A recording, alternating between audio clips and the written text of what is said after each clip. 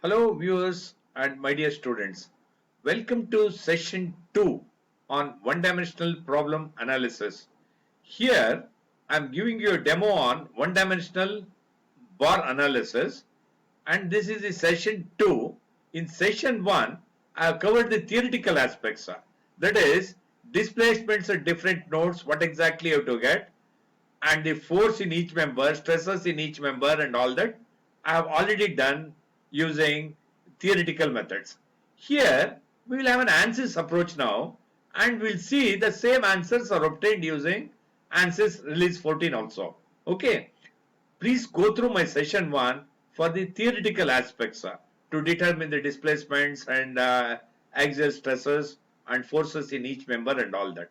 Now as you see here, the problem is this. See here, the problem is this. I have told you this is the problem. The nodal displacements, forces and stresses in each material, reaction forces and all that. Theoretical approach we have already done in session 1. Now with this session 2, I'll start with using Ansys Release 14. See here, this is the element 1, this is the element 2, and you know very well this is U1, that is displacement at node 1, node 2 and node 3. Node 1 anyway you know it is fixed here, node 1 is 0.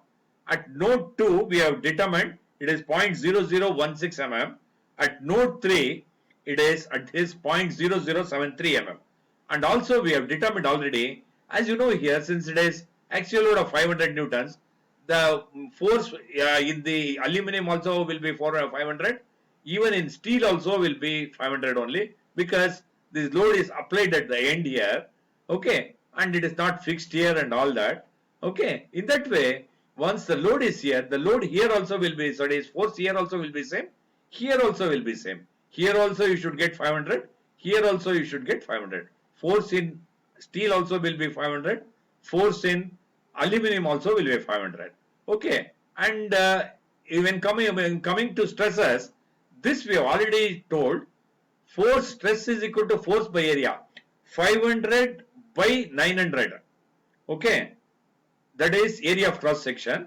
This is 900, 500 by 900, you should get it as that is 0.56 Newton per millimeter square or megapascals here, and here it is 500 by 600, that is 0.83 megapascals here or Newton per millimeter square, 0.83 here and 0.55 here or 0.56 here, okay. These things we have done already in the theoretical approach, and you know very well the stresses developed here as well as here are so narrow, that is so small that it is not going to affect anything, because as you know we always do these things for the failure analysis. That means for the given loading condition and all that, will there be any crack develop, will there be any will there be any failure developed and all that. See here, as you know here we always compare with the yield. When you compare with the yield and all that, this is steel, means steel has if you can take it as 300 MPa approximately, anywhere between 200 to 800 MPa you can have the yield for steel. In the same way aluminum also is compared to steel it may be lesser, but for steel you have this as a standard. There is almost 200 to 800 will be the yield, and now you are getting only 0.56 MPa, which is much below the yield, okay. In that way it's not going to fail, but anyway these are all the basic concepts you should know, okay. Now before doing this using Ansys Release 14 also, you should know some of the basic concepts, okay. See here using Ansys approach, you see here this is the element, and this is subjected to axial load and all that, okay. This is subjected to axial load, and you are finding out the axial stress and member forces and all that. These things you don't get directly in Ansys, okay. This I am repeating, this axial stress and member force, that means here as you see here there are two members, okay, two members, that is two elements, one is steel, one is aluminum. force here and force here, stress here and stress here, they are not direct. You won't get it in Ansys Release 14 directly. That is why what I'll do here is, from the main menu in Ansys, I'll go to, if you see here, from the main menu here, okay, help topics if you go, help topics if you go, and then help topics if you go, and then you go for index, click on index, and link 180, that is, you click on, that is, type link 180 and enter. Then you get the link 180 element. If you double click on link 180 output data, you will get like this. Okay. Now you see here link 180 output data. This is the output data of link 180. If you see here, okay, carefully you see link 180, that is, it is subjected to axial load and all that. Okay, there can be displacement only in the x direction, and the forces also will be only in the x direction. Okay. Now you see here,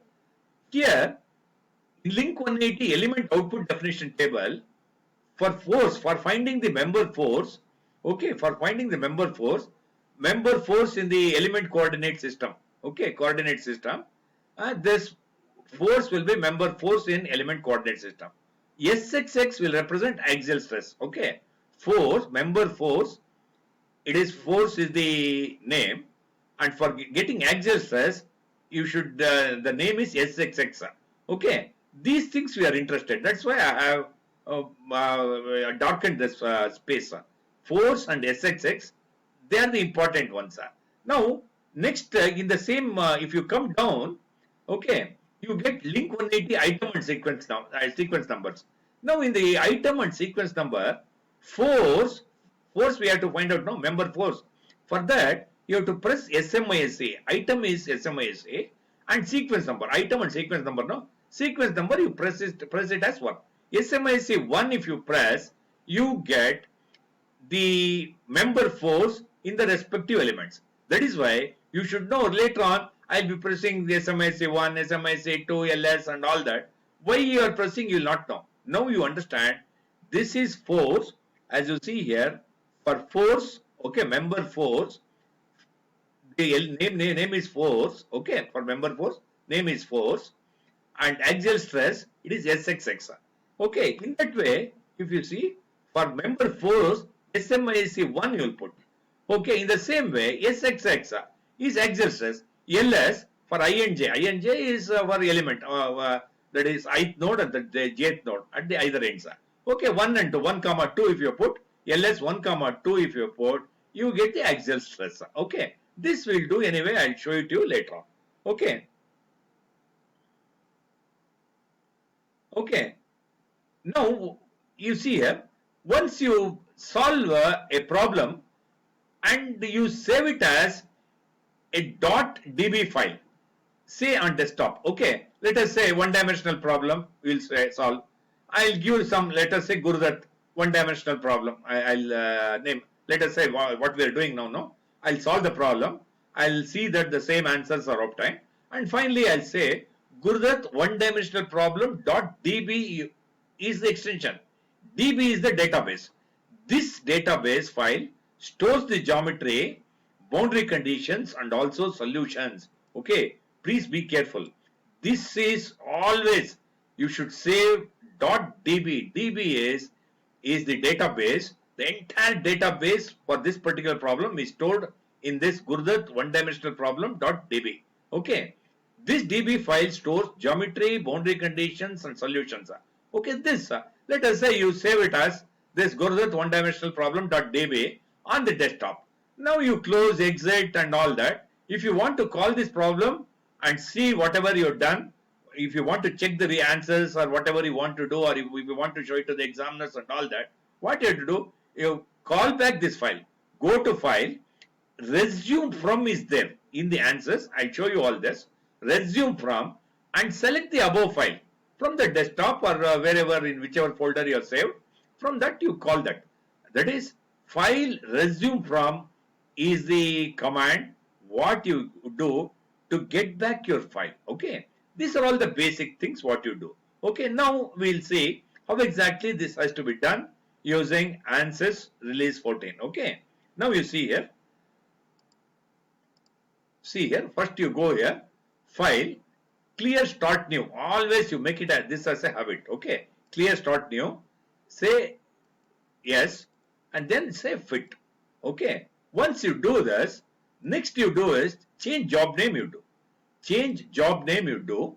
Okay, if you do change job name, okay, that is you do like this, do that, just one name you give, do that one dimension, something you like this. Okay, new log error file you do. Okay, new log and error files you give. This has to be highlighted. Okay, I tell you the log file and all that. Okay, you just say okay. Okay, now if you see file, list, log file, if you give, you see a fresh one has been created. Can you understand? There is nothing in this. Otherwise, if you don't do this, whatever others have done, all would have come here. Now, the understanding is, please clearly understand, this is a very important concept. Now, I have created Gurdat one dimension, a new, you see here, file, change job name or given, and Gurdat one dimension, new log and error file, you put yes, sir. Okay, once you've done this, if you go here, list log file, if you see, nothing has been created. Correct? No, nothing has been. You get everything here. Now, whatever you do in this, that is, this, please understand, the method what you are using now is graphic user interface. We call it as GUI method. GUI method of solving any problem in Ansys. This is called graphic user interface or GUI. Okay. Now, the log file operation is also there. That means whatever I do, okay, all will be getting created, all will be storing in this log file. This whatever I do in GUI, it will be created here. Okay. The another method is you can copy this and enter in the Ansys command prompt, and if you press enter, you are solving the problem again. And the advantage here is, for analysis it will help you. This file, once the program has been created, you can change anywhere. You can change the geometry, you can change the loading conditions, etc. In that way, these things I'll show you. Now it is a fresh file which has been created now. Okay. Now you see here. Now you see, let us say preferences. Okay. Now I'll tell you. See here, you give one change title also. You give change title. You give this one-dimensional problem.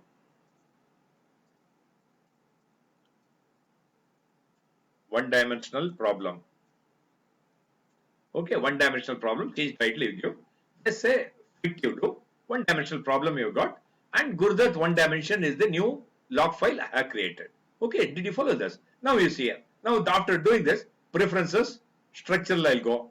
Okay, I'll just say it's a structural analysis where we concentrate on getting the stresses and deformation. You should know what is structural analysis. If they say, you should know in structural analysis, we try to concentrate on getting stresses and deformation for the given load. Okay, now just say okay.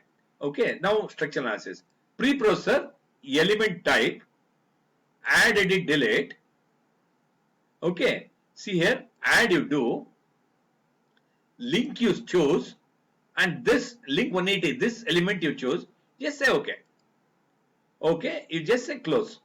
Okay, now you see here, in the list log file, if you do, whatever I have done till now has come here. See here, link 180, up to link 180 I have done now. These things I have got. Okay, these things I have got. Now, we have come to the end of session 2 on one-dimensional problem analysis. We'll continue this in session 3 of one-dimensional problem analysis. Thank you, friends. Thank you for watching. Please go through my session 3 for further analysis on this problem. Okay, thank you.